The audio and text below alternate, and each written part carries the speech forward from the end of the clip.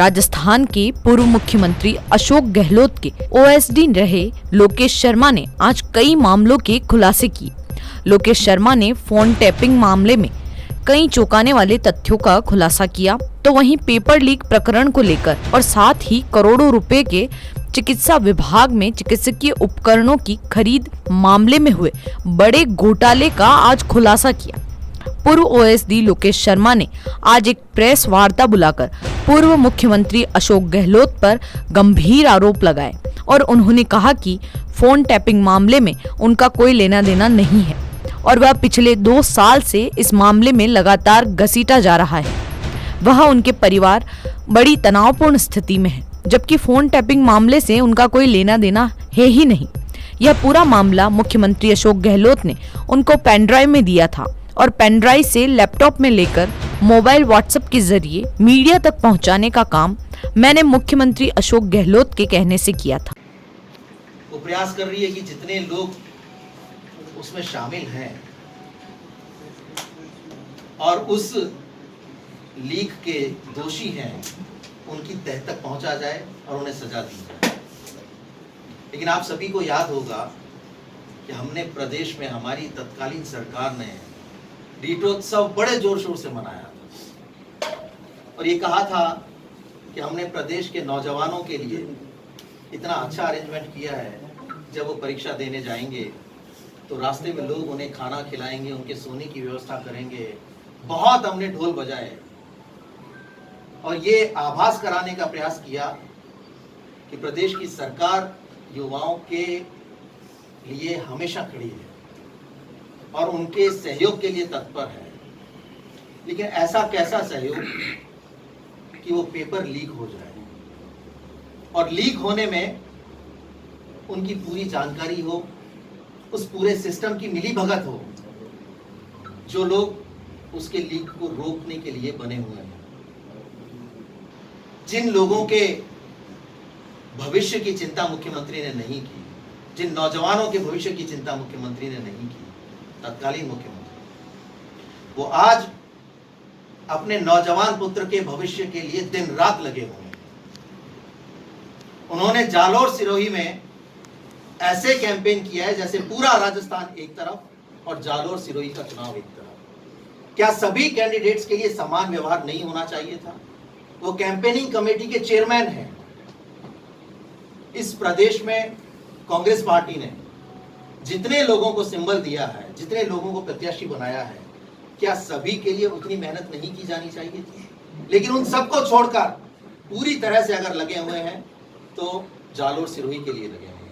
तो जैसे वो अपने नौजवान पुत्र के भविष्य के लिए चिंतित हैं, इस प्रदेश के लाखों युवाओं के भविष्य को चौपट कर दिया उस पेपर लीक ने।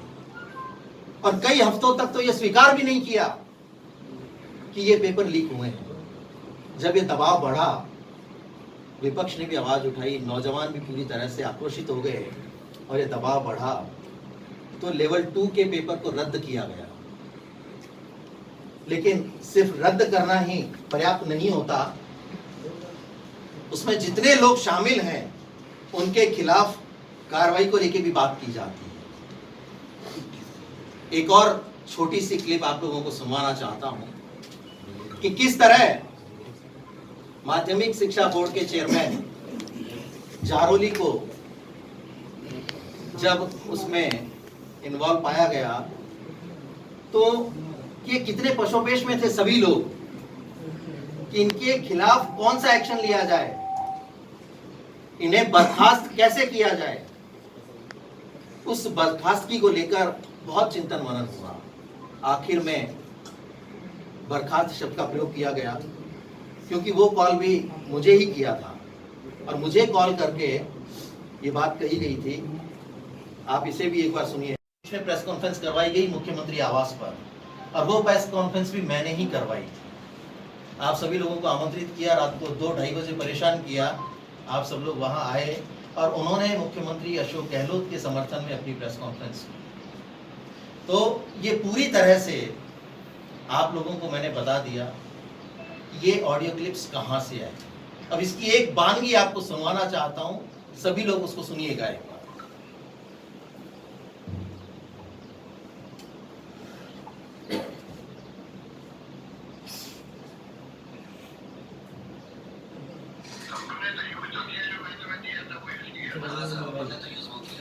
सुना आपने? मैंने तुम्हें जो दिया था वो यूज किया ना। वापस प्ले पेन ड्राइव को मैं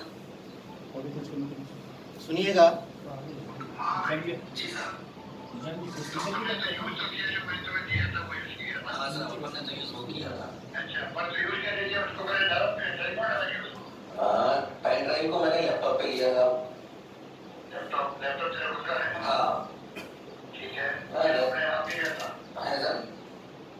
शेरवान का लैपटॉप तो है तुम्हारा था? नहीं, शेरवान का नहीं था साहब, मेरा था। ठीक है, फिर उस लैपटॉप से मैंने उसको फोन पे लिया। ठीक है। फोन में जब कॉपी हो गया तो मैंने फिर सबको फॉरवर्ड कर दिया, जो मीडिया का मेरा ग्रुप बना हुआ। लैपटॉप से नहीं, फोन से, क्योंकि फोन पे डायरेक्ट पेन ड्राइव से आ नहीं सकता था तब। अच्छा ठीक है, लैपटॉप लिया? हाँ, लैपटॉप में लिया। फोन में? फोन पे लिया, ठीक है। तो लैपटॉप से लिया तो वो डिलीवर का वो तो सब डैमेज कर दिया। पिछली बार अपनी बात हुई थी ना। पक्का क्या? हाँ, उसको पूरा उस डिवाइस को ही मैंने डैमेज कर दिया था। 200% सर पूरा। अच्छा, मुझसे पूछा गया कि वो फोन डैमेज कर दिया ना। हाँ, जिस फोन से मैंने भेजा था उस फोन को डैमेज कर दिया था। ठीक है, तो बात है जी। ठीक है, और वो जो लैपटॉप इसमें सुना है डाला था लैपटॉप पे। हाँ, वो भी किसी को उसको भी दे देता हूँ। बाकी उसमें से उसकी हिस्ट्री वगैरह सब डिलीट कर दी थी साहब।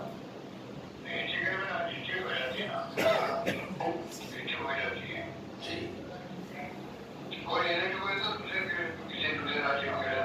मैं उसको निकाल देता हूँ सर, भिजवा देता हूँ अपने पास से।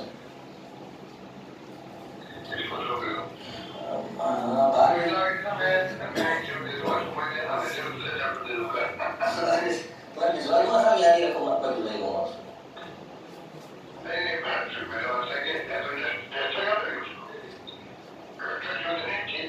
हाँ हाँ,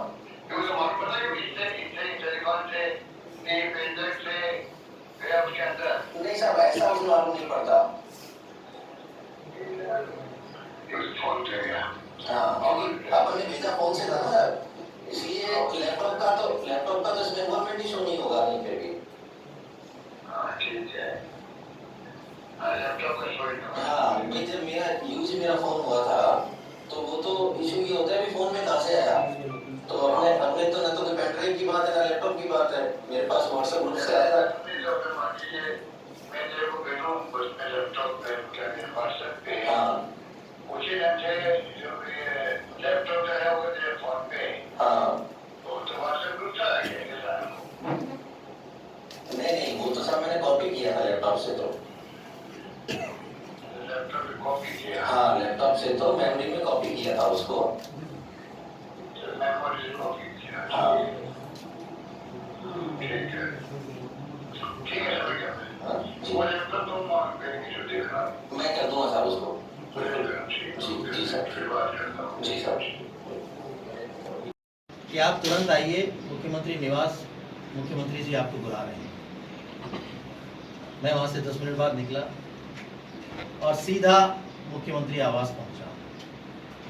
चूँकि कूकस बड़ी दूरी पे स्थित है, आने में लगभग 1 से 1.5 घंटा लगता है। उस दौरान भी मेरे पास 3 से 4 बार रामनिवास के फोन आए कि आप अभी तक पहुँचे नहीं।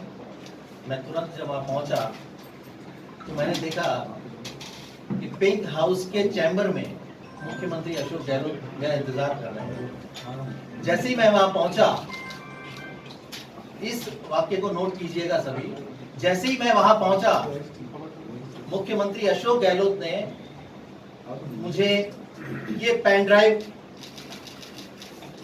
और एक ये टाइप पेपर दिया। इस पेन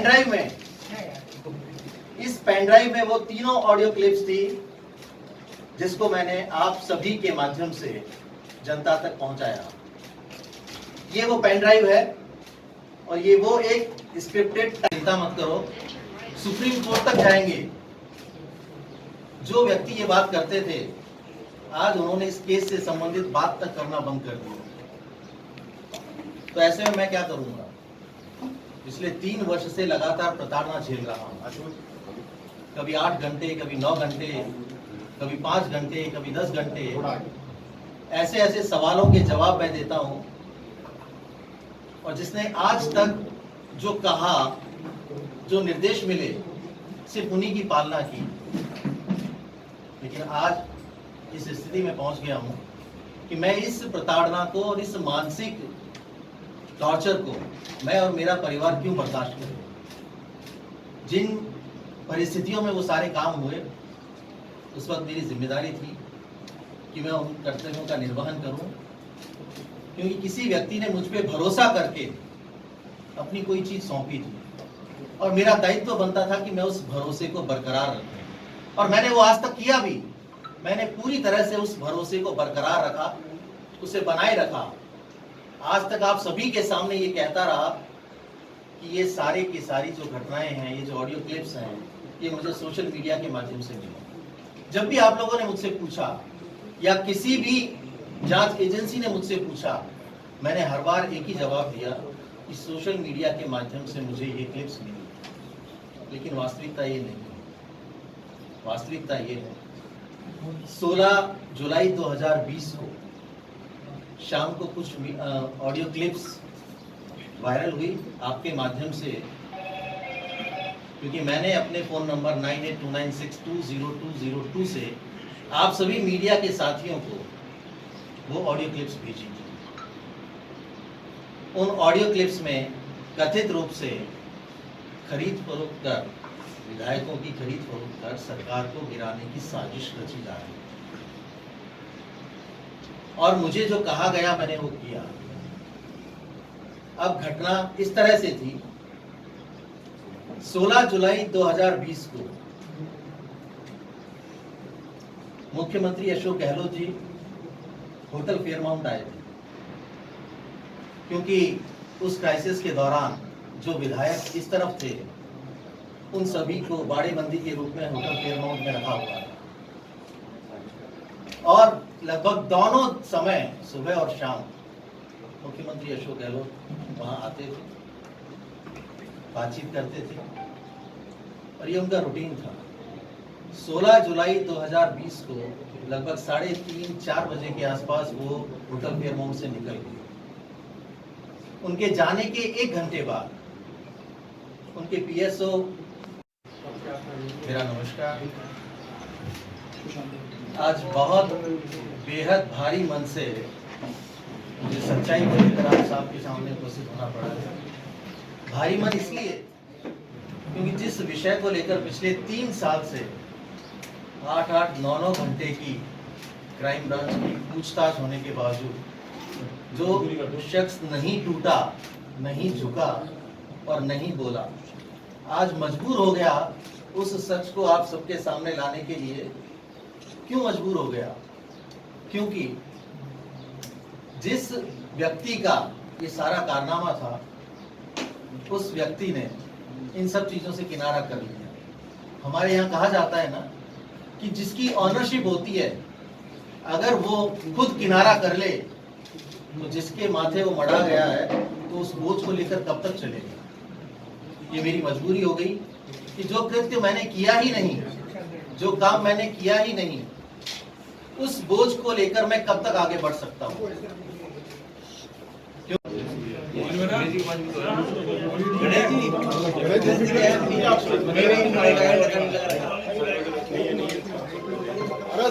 इस बात की जानकारी तो मैंने शुरुआत में ही दे दी।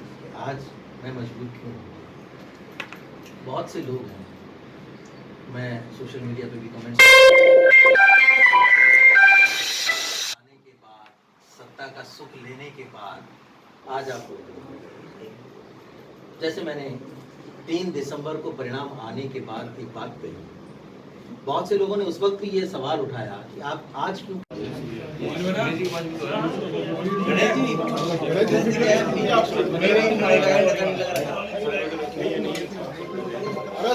बैठे हुए थे और आज चुनाव से 2 दिन पहले आपने खुलासा। अभी मैं आपके तमाम सवालों के जवाब दूंगा।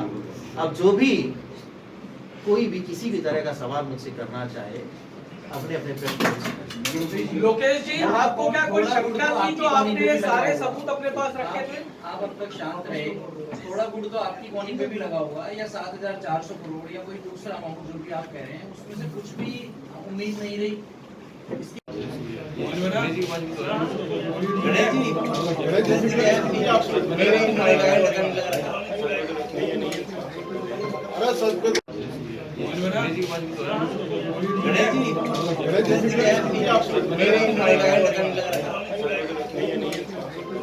अरे